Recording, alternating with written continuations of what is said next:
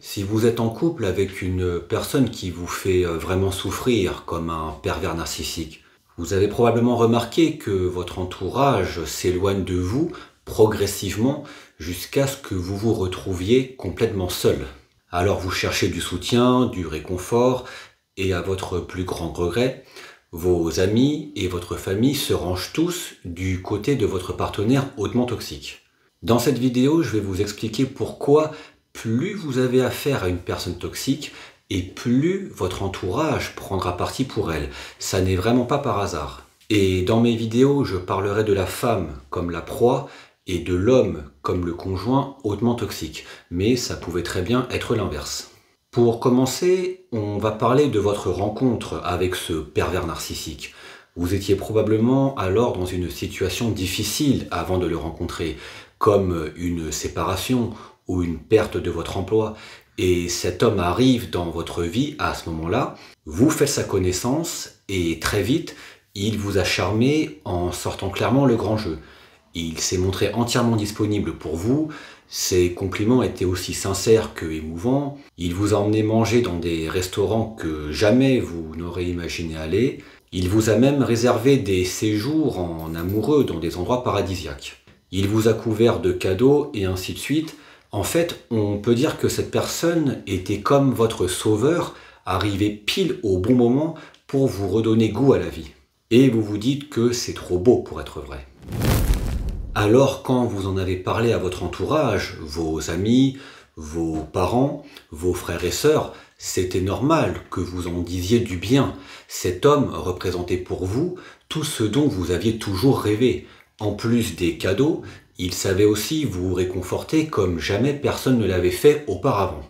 Il était aussi brillant, très intelligent, il prend soin de son physique, un peu trop à votre goût, mais vous ne vous arrêtez pas sur ce détail au vu de tout ce qu'il donne pour vous. Vous avez même un peu honte de penser cela. Donc tout va bien a priori. Vous vous estimez même être la femme la plus chanceuse du monde d'avoir cet homme si parfait. Ça, c'est le début, c'est ce qu'on appelle la phase de séduction. Puis après quelques temps de relation, ça peut aller relativement vite comme prendre un peu plus de temps, vous remarquez que son comportement change petit à petit. Par exemple, il commence à répondre beaucoup moins rapidement que d'habitude, l'homme patient qu'il était se montre de plus en plus agressif, il commence à vous faire des petites remarques blessantes mais tout en délicatesse. Par exemple, s'il rentre tard du travail sans prévenir, ou simplement que vous demandez pourquoi vous n'avez pas de réponse, alors qu'avant il le faisait quasiment instantanément, ces réponses dévoileront son vrai visage petit à petit.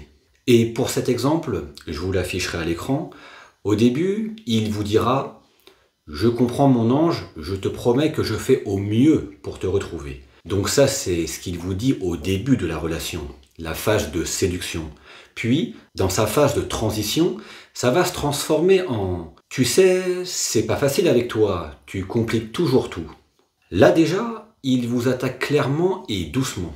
Puis vient sa phase de destruction où ce prince charmant dévoile son visage de pervers narcissique. « Arrête avec tes questions, tu me rends malade ». Alors, ça n'est qu'un exemple, mais la suite vous la connaissez. Le bonheur absolu qu'il vous faisait vivre laisse place à la souffrance, au mépris, au jugement, à la dévalorisation et surtout la culpabilisation. Puisque non seulement il va vous faire souffrir atrocement, mais en plus il va justifier ses actes en disant que c'est à cause de vous qu'il fait ça. Et votre entourage dans cette histoire, ils ont bien remarqué que vous étiez mal, qu'au fil du temps, votre état s'est dégradé, mais vous avez au fond de vous cette intuition qu'ils ont déjà choisi leur camp, et que si vous leur dites que c'est à cause de votre partenaire toxique, jamais ils ne vous croiront.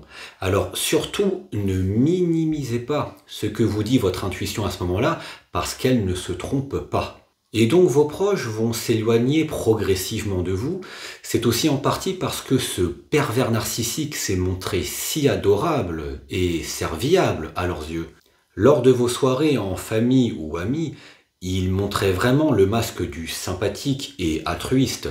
Par exemple, Quand vous mangez que tous les deux, il ne s'est jamais montré serviable envers vous, puis dès que vous dînez avec des amis, alors là vous ne le reconnaissez plus. Il sert tout le monde, l'apéritif, il se soucie des gens, etc. Et malheureusement, dans la vie, l'être humain juge toujours les apparences. Et ça, même aux yeux de la justice, ça n'y fait pas exception. Quand les figures d'autorité voient d'un côté votre ex qui se tient droit, qu'il est sûr de lui, ou simplement il semble être dans un état normal, et à côté, il y a vous qui êtes complètement détruite, repliée sur vous, jamais les gens ne penseront que ça puisse être à cause de lui. Au contraire, ils vont se dire que ça ne doit pas être facile pour lui de vivre avec une personne dépressive. Je relisais encore un témoignage qui expliquait qu'une amie commune d'un couple avec un pervers narcissique avait pris la femme à part, c'était donc la victime, et elle lui disait qu'elle avait bien vu qu'elle n'était plus la même, qu'elle avait perdu sa joie de vivre, mais que si elle continuait ainsi, son mari risquerait d'aller voir ailleurs, alors que pas une seule seconde, cette amie commune n'a envisagé que ça puisse justement être à cause de ce mari toxique, sa dépression. Et donc le problème de votre entourage, c'est ça. Ils vont juger avec leurs yeux.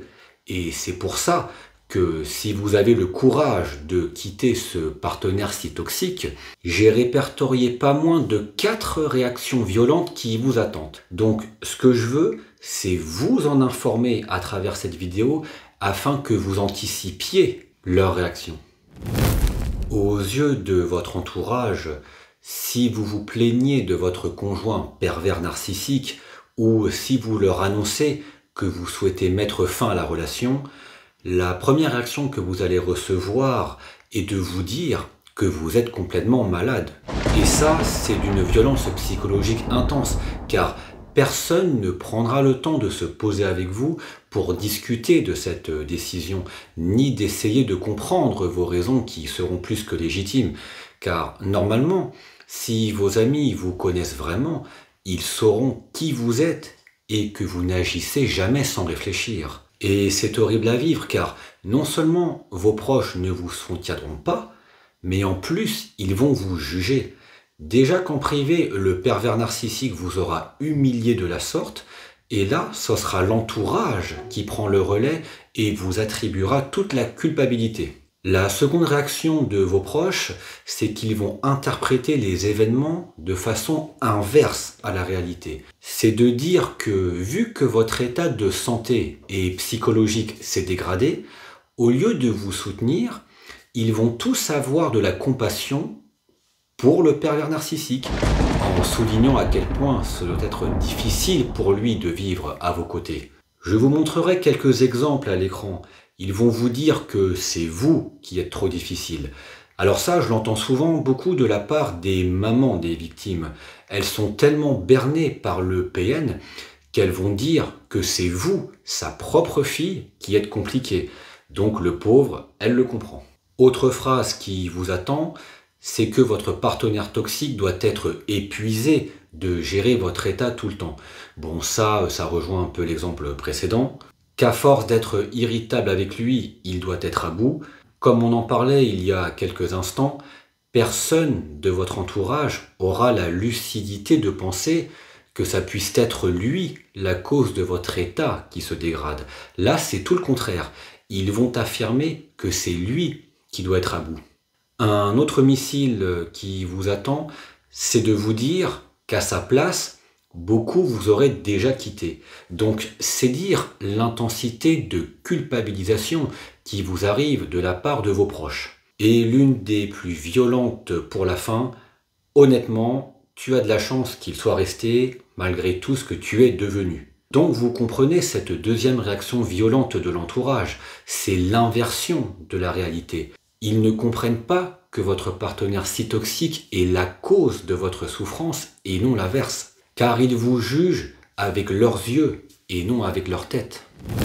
La troisième réaction de votre entourage, et on monte encore dans la toxicité, c'est de semer des fausses rumeurs sur vous. Comme par exemple le fait que vous l'ayez trompé. Alors, je n'aime pas faire des généralités, mais dans toutes les affaires que j'ai suivies, La proie a toujours été accusée d'infidélité. La proie pouvant être un homme comme une femme, hein. C'est-à-dire que le pervers narcissique a tellement réussi à berner vos proches qu'ils vont eux-mêmes préparer la propre défense de cet être pervers en imaginant que vous ayez pu faire toutes les choses inconcevables, dont l'infidélité.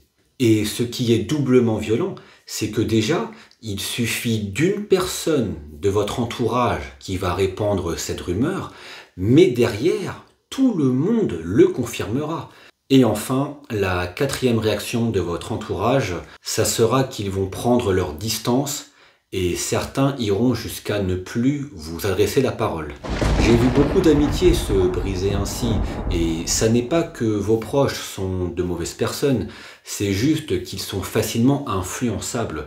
Et ça, le pervers narcissique le sait, et c'est pour ça qu'il joue sur cette faille, et vous isole de vos proches jusqu'à en arriver à ce que ce soit eux qui le défendent eux-mêmes contre vous.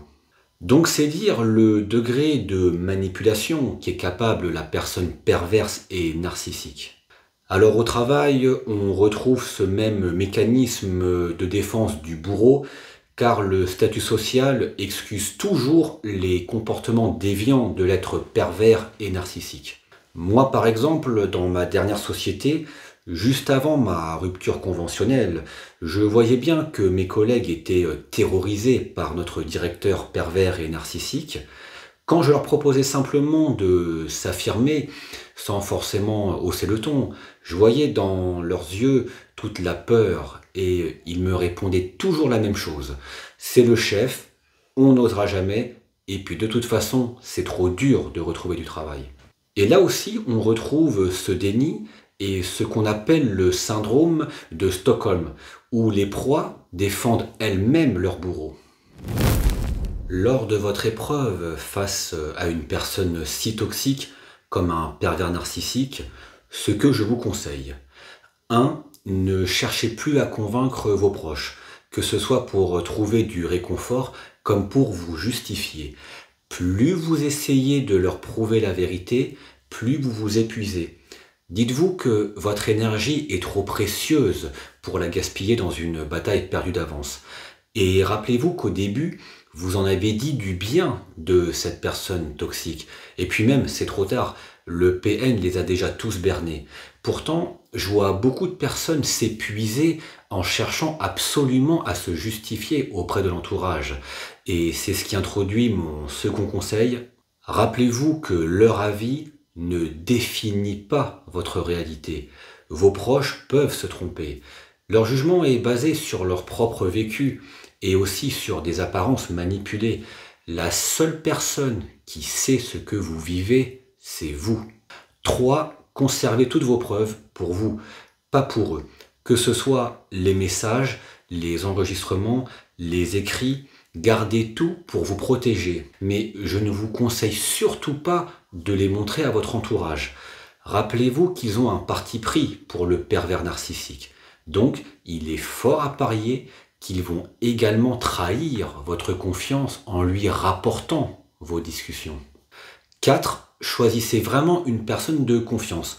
Même si 90% de votre entourage se retourne contre vous, il reste peut-être une ou deux personnes fiables qui vous soutiendra quoi que vous fassiez.